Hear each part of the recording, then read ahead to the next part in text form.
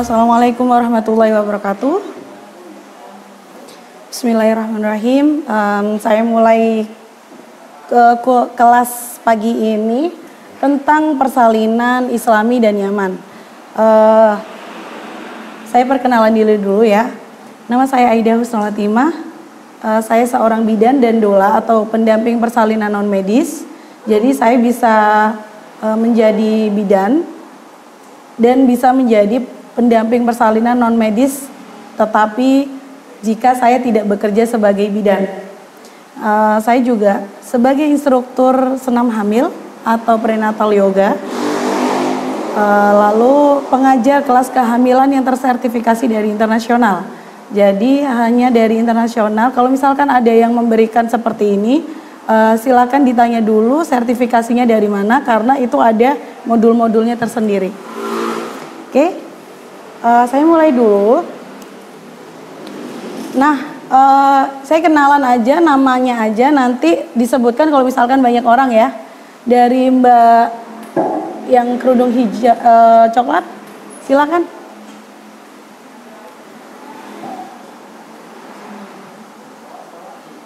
Agak dekat ya.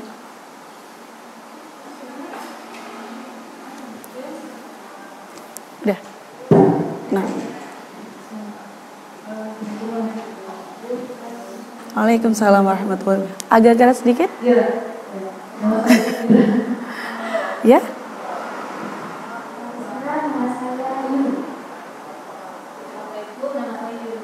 Yurika, Yuni, Ira. Yurika, Yuni, Ira. Oke, saya panggilnya Mbak aja ya, biar lebih akrab. Ini saya skip dulu tentang kenalannya. Langsung saja, silakan lihat wajah sumringahnya atau bahagianya orang setelah melahirkan. Oke, di sini ada kata-kata bahasa Inggris yang maksudnya adalah sebenarnya kita itu harus memahami bagaimana caranya hamil dan bersalin.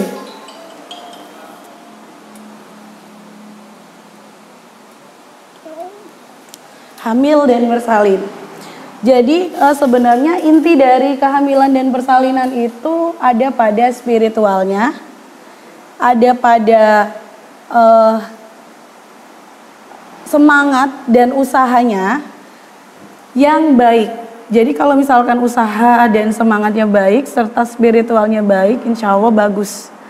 Nah, tapi juga di sana harus paham gimana caranya melahirkan anak. Karena anak itu adalah bibit-bibit kita nanti, ya kan? Nah, ini disadur oleh Dr. Grantley Dickrit. Jadi beliau adalah seorang dokter ahli natural birth atau persalinan alami. Nah, belajarlah untuk bekerja sama dengan tubuh Anda saat persalinan. Gimana ya caranya? Silakan, Bapak mau ikutan juga kan? Oh iya. Oke. Di sini ada gambarnya bayi yang baru lahir. Nah, ini fresh from the oven. Jadi bayi ini bayi yang bersalin secara sesar tetapi nyaman. Jadi kebanyakan kita melihat kan ya, kalau sesar itu ibunya sakit, ibunya lemes, loyo, nggak bisa gerak. Tetapi ini beda sekali. Jadi bersalin dengan sesar itu juga bisa nyaman. Jadi tidak melulu bersalin dengan pervaginam atau normal yang ibunya sehat walafiat, bayinya sehat walafiat. Oke, kita lanjut masuk ke materi selanjutnya. Nah, gimana caranya kita bisa bersalin seperti itu? Jadi ada 4 poin yang harus kita capai sebenarnya. Bukan cuman badannya aja yang disiapkan atau persiapan persalinannya seperti apa yang disiapkan, tapi 4 poin ini. Yang pertama adalah badan, body, mind, yang kedua, yang ketiga spirit, yang keempat adalah soul atau perasaan. Nah, pertama kita sadu dulu dari badan atau body. Di dalam body itu apa yang bisa kita siapkan? Yang pertama, orang hamil harus jalan kaki, tidak boleh males-malesan, ya. Otomatis minimal ke pasar jalan kaki, nggak usah pakai sepeda motor. Yang kedua, bener, biasanya kan Alfamart depan situ naik motor, ya kan? Nah itu yang harus dikurangi. Selain kita harus irit bensin, kita juga harus menyehatkan badan kita. Yang kedua adalah senam kehamilan. Senam kehamilan itu banyak sekali macamnya, atau prego exercise atau latihan kehamilan. Nah, selain itu olahraga juga bisa dipakai seperti renang, ya.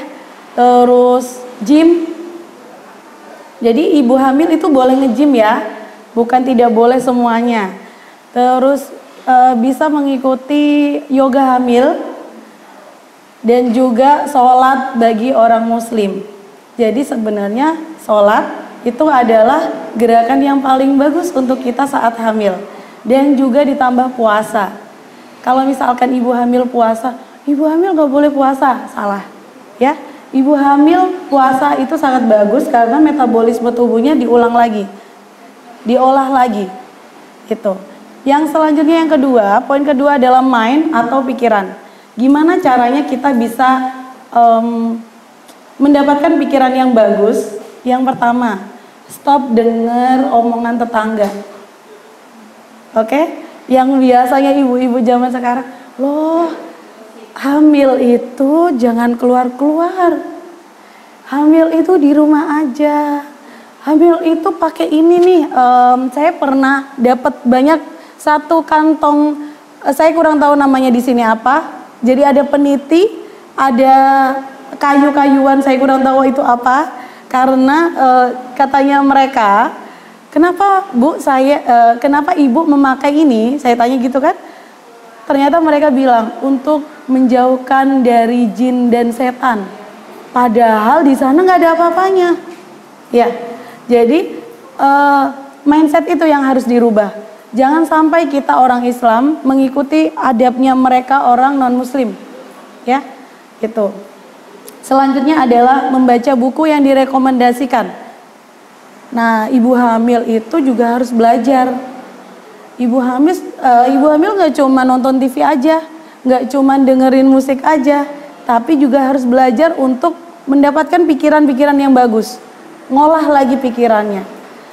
Terus ditambah lagi mengikuti kelas kehamilan seperti ini. Jadi alhamdulillah 3 peserta di sini sekarang mbak-mbaknya bukan orang hamil tapi semangat untuk belajar tentang kehamilan.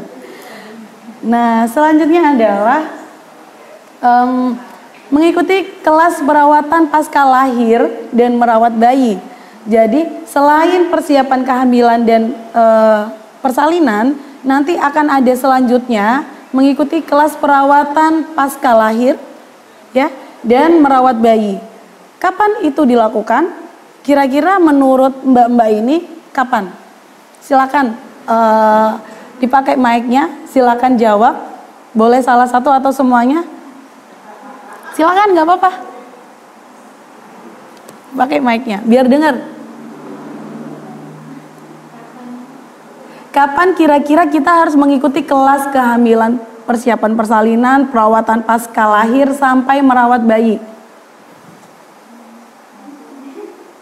Yuk. Kalau menurut saya, Ya. untuk mempelajari cara Merawat bayi, merawat diri pasca nifas, masa nifas, itu tidak ada waktunya. tidak ada waktunya. Kapanpun bisa ya Mbak? Tidak mesti orang hamil dan orang Benar. yang butuh itu, karena kita bisa gunakan untuk kedepannya dan orang di sekeliling kita yang nantinya bisa kita kasih tahu ketika mereka tidak tahu. Oke, berarti menebar manfaat dimulai dari diri sendiri kan? Oke. Nah, selanjutnya adalah relaksasi. Relaksasi ini yang memang harus dilatih. Sama seperti kita belajar berjalan pada waktu bayi. Kalau nggak dilatih, bayinya males kan ya, nggak mau jalan. Nah, relaksasi itu seperti itu. Karena relaksasi itu nanti kita akan belajar di PowerPoint selanjutnya. Selanjutnya adalah spirit atau semangat. Semangat itu kita dapat dari mana? Yang pertama adalah support and woman circle. Jadi yang dimaksud woman circle itu seperti ini. Kumpulan ibu-ibu tapi bukan gosip. Ya. Woman circle itu menebar manfaat. Jadi misalkan ada kajian perempuan-perempuan saja. Ya, kajian muslimah. Nah, yang dibahas ini yang harus dimasukkan supaya mereka paham. Melahirkan itu seperti ini loh. Melahirkan itu alamiah, Islamiah. Ada cara-caranya gitu. Terus selanjutnya adalah komunitas. Komunitas tidak terbatas. Tidak hanya komunitas ibu-ibu PKK, ibu-ibu pengajian, tapi kita juga bisa kumpul bersama di kelas kehamilan seperti ini gitu. Selanjutnya adalah pendampingan doula dan doula persalinan dan doula nifas. Nanti akan kita bahas selanjutnya di slide selanjutnya. Yang keempat, poin keempat adalah soul. Nah, soul ini juga termasuk dari relaksasi. Kita soul perasaan.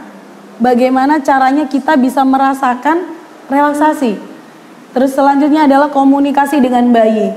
Kenapa komunikasi dengan bayi? Kira-kira bayi bisa ngomong nggak? Bisa dengar nggak di dalam?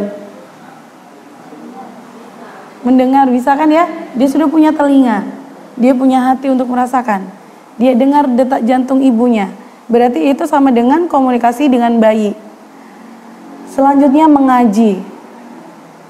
Ya, mengaji itu termasuk bagaimana cara kita mendapatkan perasaan baik, soul itu tadi. Dan selanjutnya adalah terakhir naluriah. Naluriahnya seorang ibu itu bermacam-macam.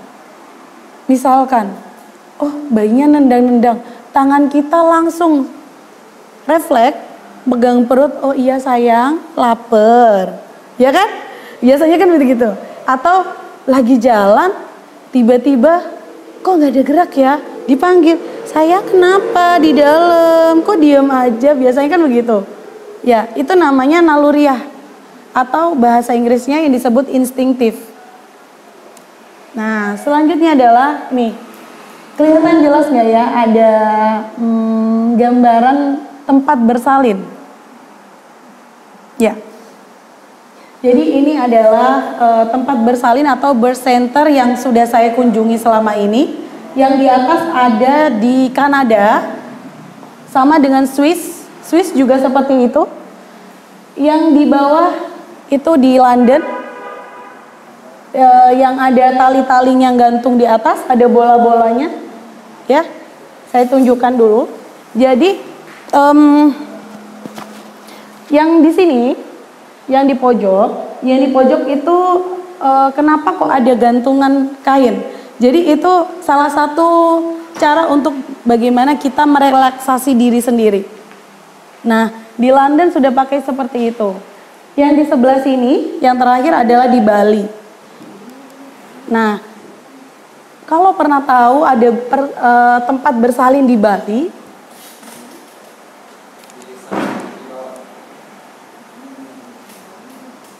oh, sorry. Oh, oke. Nah, ini di Bali, yang ini di London, ini di Kanada. Jadi, kenapa kok kalau misalkan kita lihat nih di sini, gimana perasaan kita masuk di dalam ruangan ini? Mau nggak untuk bersalin di sini? Mau banget kan ya? Daripada kita lihat di puskesmas di Indonesia, kita lihat bandingkan puskesmas di Indonesia dengan ini. Ya, pasti ngelihat puskesmas. Aduh, lihat bidannya. Kok bidannya kayak gitu ya? Biasanya kan begitu. Jadi kita harus menyamankan diri sendiri. Itu cara kita merelaksasi seperti tadi. Nah, ini bola-bola yang saya bawa sekarang. Nanti kita coba, ya. Kalau di Bali, di sini ada sebelah daerah sininya, ruangan sebelahnya ini, itu ada ruangan tempat berendam. Jadi ada bola karet, ada kolam renang karet, kira-kira diameternya kurang lebih 1,5 sampai 2,5, ada 2 macam. Dan di situ disediakan air hangat, jadi kita bisa berendam selama menunggu persalinan. Jadi orang melahirkan itu dijadikan seperti ratu, ya kan? Bukan diperiksa terus ditinggal, diperiksa lagi ditinggal, bukan. Nah, bersalin itu harus seperti ini, dinyamankan. Jadi nanti kalau misalkan Mbak hamil bisa melahirkan di sini ya. Promosikan Mbak. Oke, selanjutnya kita masuk ke body, ya tadi badan. Ini contoh gambaran bagaimana kita mempersiapkan badan kita. Nutrisi penting toh, bukan cuma nutrisi biasa saja, bukan cuma yang namanya orang hamil itu ya makannya 2 kali, 2 porsi. Tapi ternyata porsinya adalah porsinya orang tukang becak atau kuli bangunan. Yang nasinya banyak, ikannya 1 potong. Ya, jadi itu yang harus diganti.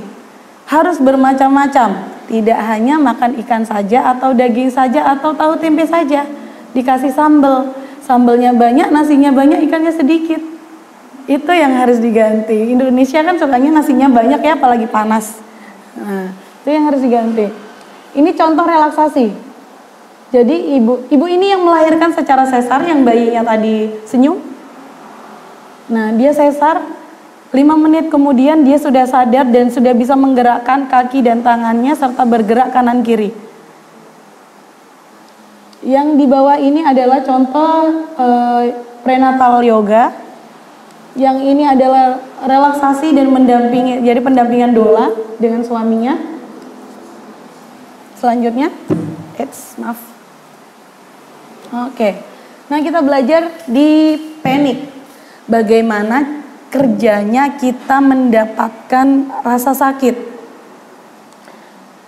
Mungkin di sini kurang jelas, jadi bisa saya jelaskan sedikit.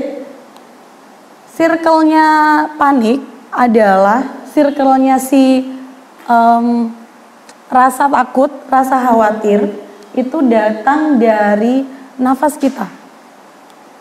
Contoh, kalau kita masuk ruangan gawat darurat di rumah sakit, kita melihatnya ada orang kecelakaan, ada alat-alat yang kita nggak tahu itu untuk apa, ada dokter yang udah seragaman, kita mindsetnya kalau lihat dokter, aduh sakit nih kayaknya gitu kan ya. Nah, karena mindset kita sudah terpatri, oh ini sakit, jadinya kita mikirnya ya udah sakit.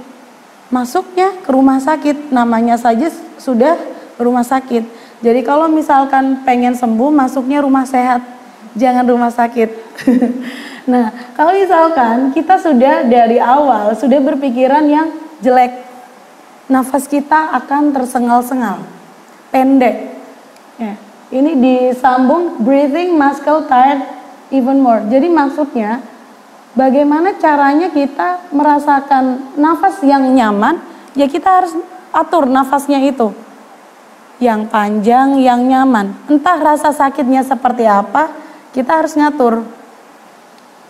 Nih, di sini. Kalau kita bisa ngatur, tidak akan mungkin merasakan anxiety starts. Maksudnya, mulainya kecemasan itu ada. Ya. Terus lanjut lagi. Oh ternyata kalau misalkan cemas itu udah ada, nafasnya lebih pendek lagi, lebih cepat lagi denyut jantungnya. Pasti kita kalau lihat nih, misalkan di rumah kita mati lampu, kita pikirannya udah macem-macem. Waduh nanti pasti ada hantu nih di depan. Aduh nanti bayangannya hantunya seperti ini nih, misalkan seperti itu ya. Karena pikiran kita sudah jelek, nafas kita, jantung kita lebih cepat. Ya, otomatis kan ya, keringatnya dingin, tangan semua keringat dingin, kaki, seluruh badan, sejagung-jagung besar-besar semua. Habis itu nafasnya kita semakin tersengal-sengal, pikiran kita semakin kacau. Semakin tersengal-sengal nafasnya, semakin jantungnya cepat. Akhirnya cemas itu datang seperti ini tadi. Jadi, bagaimana caranya kita bisa menyamankan persalinan dengan apa? Poinnya nafas. Kalau kita nafasnya benar, pasti bersalinnya benar. Gitu, oke? Selanjutnya.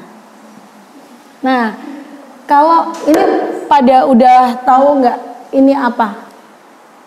Kira-kira pernah lihat nggak? Apa ya kira-kira? Waalaikumsalam. Ligamen atau otot-otot rahim. Silakan. Otot-otot rahim, otot-otot perut. Nah, kalau misalkan nih pernah tahu orang yang nge-gym kan ya, yang kotak-kotak.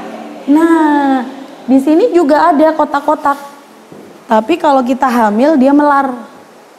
Nah, seperti contoh misalkan kalau kita lihat ada bapak-bapak yang ternyata perutnya besar, kayak orang hamil. Nah, sama seperti itu. Sama seperti itu. Nah, ini yang melar. Ibu hamil juga. Makanya setelah melahirkan, ini juga harus dijaga. Nah, kita belajar nanti di sesi perawatan pasca lahir. Oke.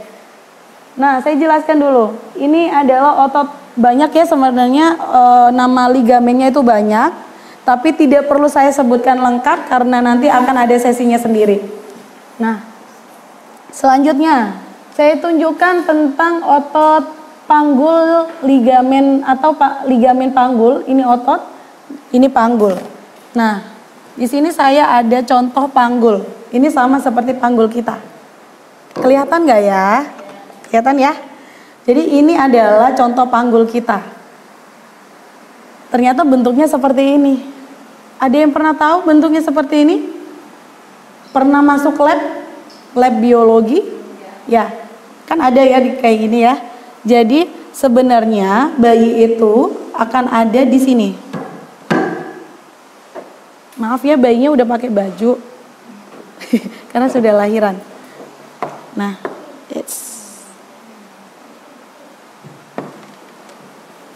ini adalah posisi bayi. Kalau katanya, oh bayinya sudah masuk panggul bu, sudah bagus, seperti ini. Ya, jadi kenapa kita diciptakan panggul sedemikian lengkapnya? Ya memang karena kita mau melahirkan. Jadi kalau misalkan ada yang bilang, aduh kamu gak mungkin bisa lahir normal, kamu gak mungkin bisa lahir per vaginam. Gak mungkin. Karena Allah sudah menciptakan ini. Ya, kecuali laki-laki.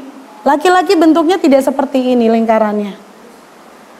Laki-laki ada yang segitiga, ada yang oval, sehingga kalau oval nggak mungkin dia dimasuki kepala bayi. Ada juga yang bulat.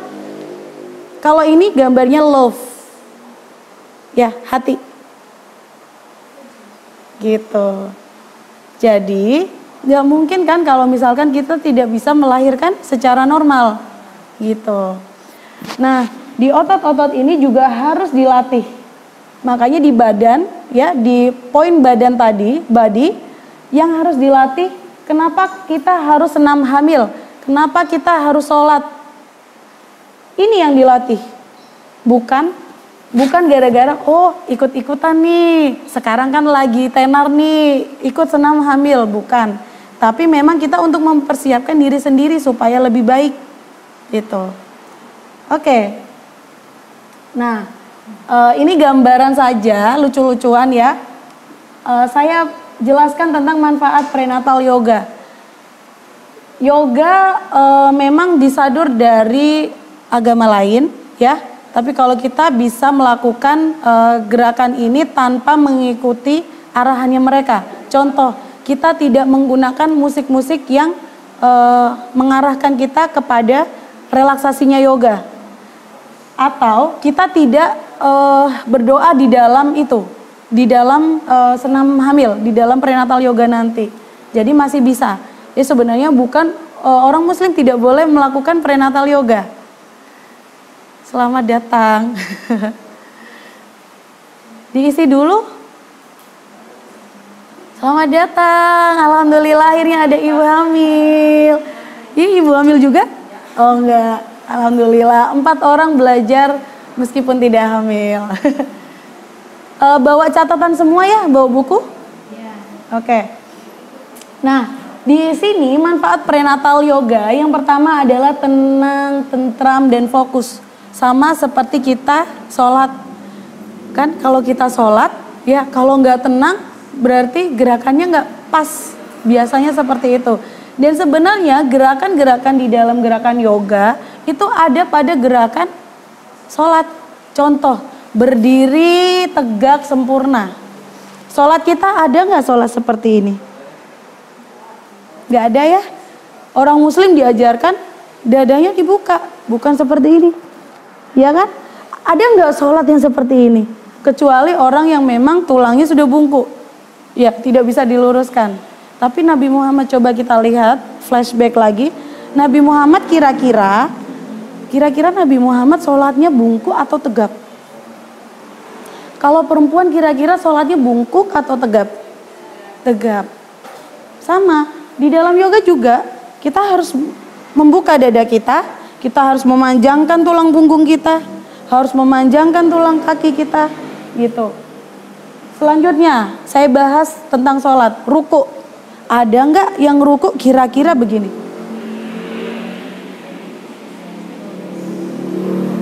Ada nggak yang ruku kira-kira begini? Enggak.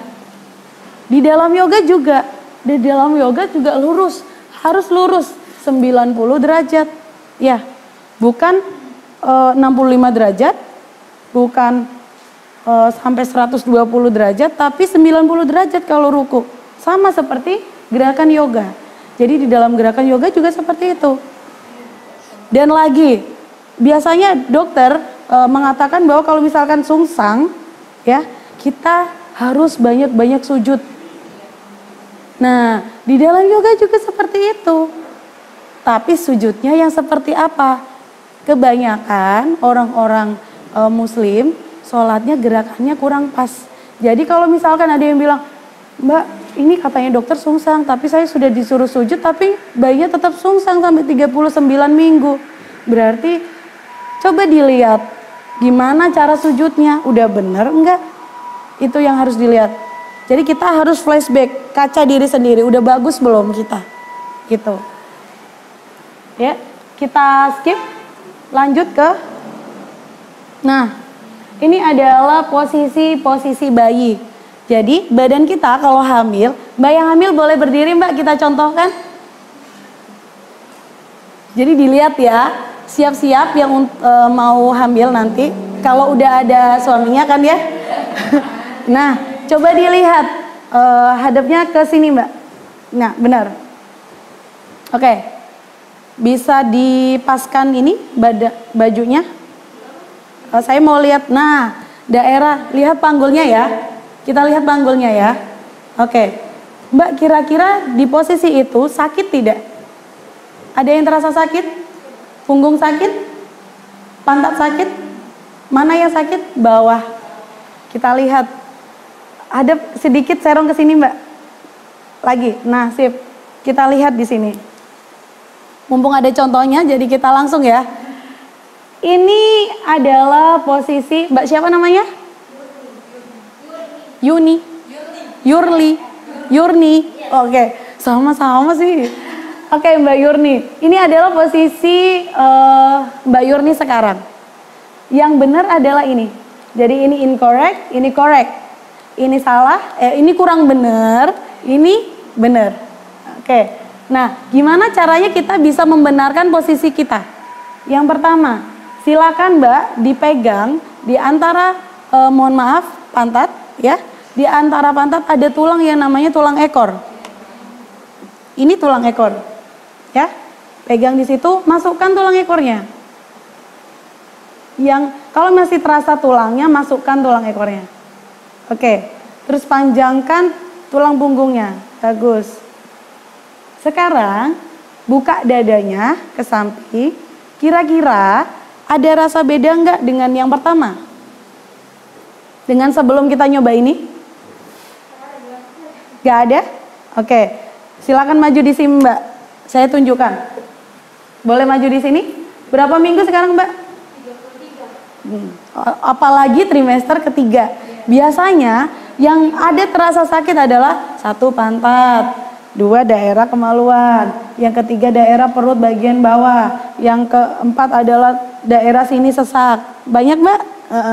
Punggung, tengkuk, kepala sampai kaki. Jadi dari atas sampai bawah sakit semua, Mbak? Bener. Yuk sini, Mbak, biar tahu nanti di rumah dibelajari lagi. Ya, boleh lihat sana, Mbak, biar tahu semua. Maaf ya, hadap sana. Sip. Nah, maaf ya. Ini dimasukkan. Masukkan lagi. Nah, panjangkan tulang punggungnya. Oke. Yang ini dimasukkan. Maaf ya, saya bantu ya.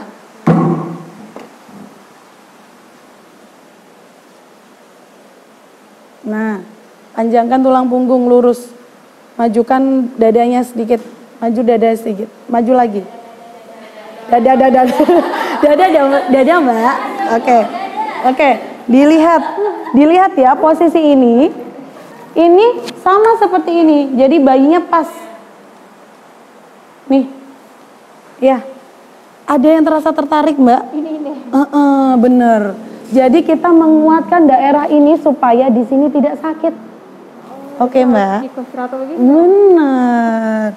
Punggungnya harus dibuka. Kenapa? Kita bernafas dari mana? Yang memompa siapa?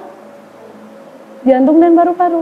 Kalau misalkan di sini disempitkan, kira-kira sesak tidak? Apalagi sekarang sudah mulai masa produksi menyusui, iya kan? Jadi kalau misalkan gini, udah sini berat, sakit semua, bungkuk akhirnya. Tapi kalau begini, ininya terasa ya ini. Bener, memang. Jadi kita akan melatih ini supaya nanti dia pas posisinya. Ini sakit karena Mbak awal. Nanti kalau sudah terbiasa ini pas. Jadi ini dimasukkan. Sakit. Panjangkan. Nih, coba Mbak lihat punggung saya. Coba lihat punggung saya. Pegang punggung saya. Nah, harus diratakan seperti itu. Kalau misalnya ini posisinya Mbak sekarang. Dimasukkan berarti set. Panggulnya, bukan dadanya. Oke, kalau panggul sudah masuk, panjangkan tulang punggung. Oke? Selanjutnya, silakan duduk, Mbak. Jadi posisi yang sekarang itu sudah mencapai ini. Tapi posisi yang awal tadi, ini.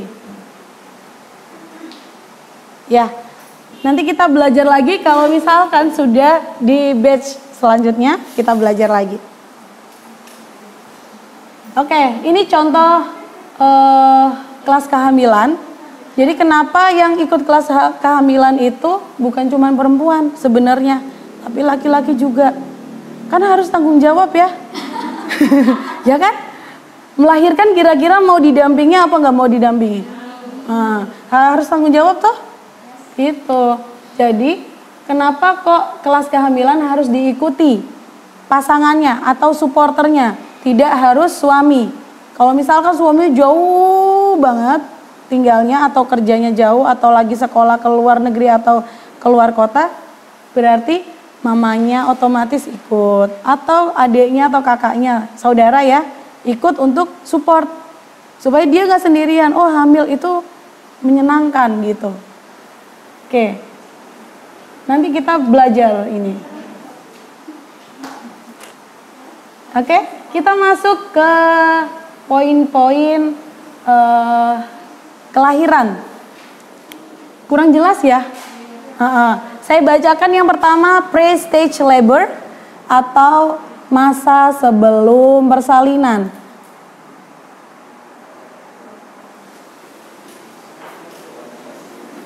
Masa sebelum persalinan.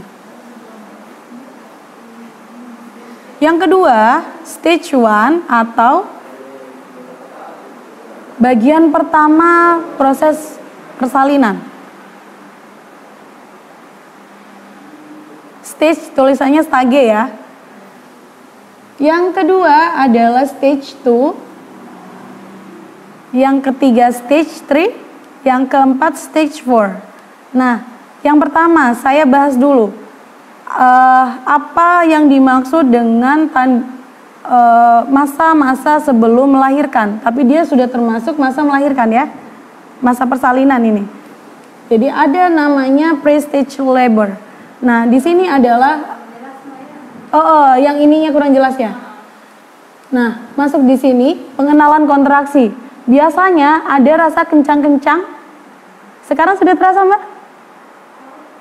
Keras, ya. Ada rasa keras, sebentar hilang. Itu namanya pengenalan kontraksi. Supaya nanti katanya bayi, ibuku tidak kaget kalau misalkan mau aku melahirkan, aku dilahirkan. Ya, gitu. Jadi ada kenalan dulu, ini loh bu, tandanya kalau kayak gini bu, kalau aku mau lahiran gitu. Selanjutnya adalah Braxton Hicks. Jadi pengenalan kontraksi itu dinamakan Braxton Hicks. Kalau saya bilangnya bukan kontraksi palsu, tapi namanya pengenalan kontraksi. Ya, jangan bilang palsu, nanti bayinya ngambek. Selanjutnya adalah stage 1, pembukaan 1 sampai 10. Jadi apa sih yang buka? Kira-kira apa yang buka? Pertama panggul. Yang kedua, boleh dipakai mic-nya? Yang kedua, apa? Mulut rahim. Oke bu, sekolah kebidanan kayaknya bu. Nah, yang kedua mulut rahim. Ya, nanti kita belajar bagaimana caranya bayi itu lahir dengan balon ini. Selanjutnya adalah lahirnya bayi. Jadi setelah ada bukaan, bayinya baru bisa lahir. Kalau nggak ada bukaan, kira-kira bisa lahiran di mana? Dari sesar, ya kan? Kalau misalkan ini nggak buka, ya berarti nggak bisa buka. Bayinya kenapa kok tidak bisa buka? Gitu. Jadi ada yang dicari lagi, dan itu wewenangnya dokter. Selanjutnya lahir bayi. Yang ketiga stage 3, lahirnya plasenta atau namanya di sini apa ya? Ari-ari? Ari-ari? Oh, sama seperti Jawa ya. Nah, ini adalah plasenta. Ini selaput ketuban. Ada 2 lapis. Jadi kalau ada yang bilang, Mbak nanti kalau misalkan berhubungan suami pada saat kehamilan, selaput ketubannya, adik bayinya nanti kasihan. Enggak akan terpengaruh. Karena Allah itu sudah menciptakan perlindungan yang sangat kuat. Yang pertama ada mulut rahim. Mulut rahim itu panjang ya, nggak cuman tipis kecil gitu aja, panjang. Jalurnya lebih panjang lagi. Terus ada juga selaput ketuban yang lapisannya 2. Yang dia itu kuat sekali, nggak cuman kayak plastik biasa, tapi dia kuat. Gitu. Selanjutnya adalah stage 4 atau yang biasanya disebut bagian yang tertinggal, bagian yang diabaikan adalah masa postpartum atau nifas. Ya, biasanya kalau sudah melahirkan ya sudah, nggak usah diperiksa, nggak usah periksa lagi, nggak usah untuk ngecek lagi gimana perdarahannya, gimana nifasnya. Padahal di sini adalah masa-masa di mana banyak kematian ibu. Ya, jadi ini yang harus dibenerin. Gitu. Selanjutnya, oke. Pernah tahu nggak ya ada gambaran ini? Ada nggak? Pernah tahu nggak kayak gini? Belum pernah? Belum pernah. Jadi, ini adalah roadmap of labor yang dibuat oleh Penny Simkin. Dia seorang certified nurse midwife dan doula di luar negeri. Dia membuat ini untuk mempermudah kita memilih jalan persalinan kita.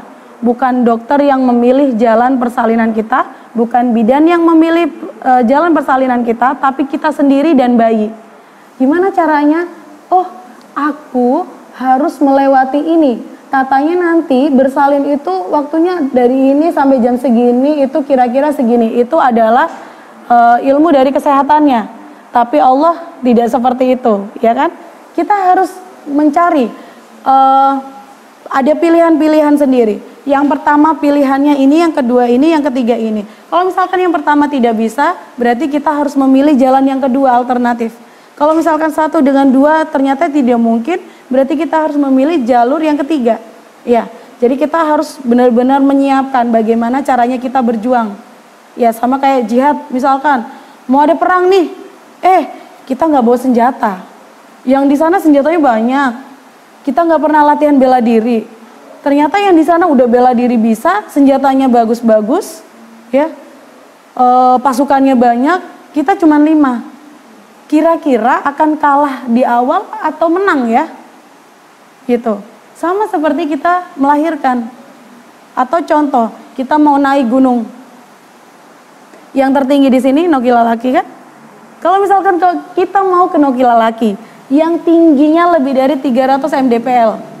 Ya, kita mau mendaki. Kita nggak pernah jalan kaki, kita nggak pernah lari. Ya kan? Bawaan kita banyak, belum kita makannya banyak. Berarti harus bawa lebih banyak lagi. Belum lagi kita kalau misalkan nanti hujan, kita nggak tahu ternyata, oh hujan ya di sana. Kita nggak tahu apa-apa, ternyata ilmunya belum ada. Oh, kita naik di bulan-bulan hujan. Tapi kita nggak tahu ternyata waktu itu kita nggak bawa jas hujan, ya perlengkapan nggak bagus, fisik kita nggak bagus, nggak pernah jalan kaki, nggak pernah dibenerin makannya dan lain-lain. Sama seperti bersalin. Jadi kita harus bener cari, ini namanya roadmap of labor. Jadi harus kita buat, bukan dokter yang buat, bukan bidan yang buat, bukan tenaga medis yang buat atau orang lain yang buat, tapi kita yang mau melahirkan. Jadi sama seperti Allah bersabda ya, kalau misalkan kamu pengen bagus, kamu pengen pintar, ya kamu harus ngerubah diri sendiri. Bukan nunggu orang lain untuk merubah kalian. Gitu kan ya? Kalau misalkan kita nggak mau, kita ya udah kita begini-begini aja deh, ya udah. Terima, pasrah aja. Misalkan, kita mau kuliah S2 lagi. Tapi kita nggak punya uang. Beasiswa banyak, tapi kita nggak mau belajar. Terus kalau misalkan kita nggak dapat beasiswa, berarti kita nggak bisa kuliah lagi. Terus kita menyalahkan diri sendiri. Katanya Allah, salah sendiri. Ngapain kalian begitu? Orang kalian sendiri kan yang mau. Kalian males-malesan, ya udah. Kalau kalian males-malesan, ya udah. Sama seperti melahirkan. Kita nggak mau berusaha untuk menyiapkan diri sendiri. Nggak mau senam hamil, nggak mau cari ilmu, nggak mau ikut majelis ilmu, nggak mau ikut kumpulannya ibu-ibu pintar. Tapi persalinan ternyata sesar, terus nyalain diri sendiri. Gara-gara aku nggak ikut ini, terus aku sesar. Ya itu salah kalian sendiri katanya Allah. Saya sudah menyiapkan loh. Saya sudah kasih rahim yang kuat, ternyata kamu nggak latih rahimnya. Saya sudah kasih plasenta yang kuat, tapi kamu nggak kasih makan plasentanya. Seperti itu. Jadi kita harus merubah diri kita sendiri, bukan dirinya orang lain. Oke? Mungkin Mbak nanti kalau misalkan ini kan ada batch selanjutnya, kita stop sampai sini, kita adakan diskusi. Kalau mau bertanya boleh. Nanti batch selanjutnya bisa datang ya. Jangan telat lagi, karena ilmunya sayang sekali ya. Oke.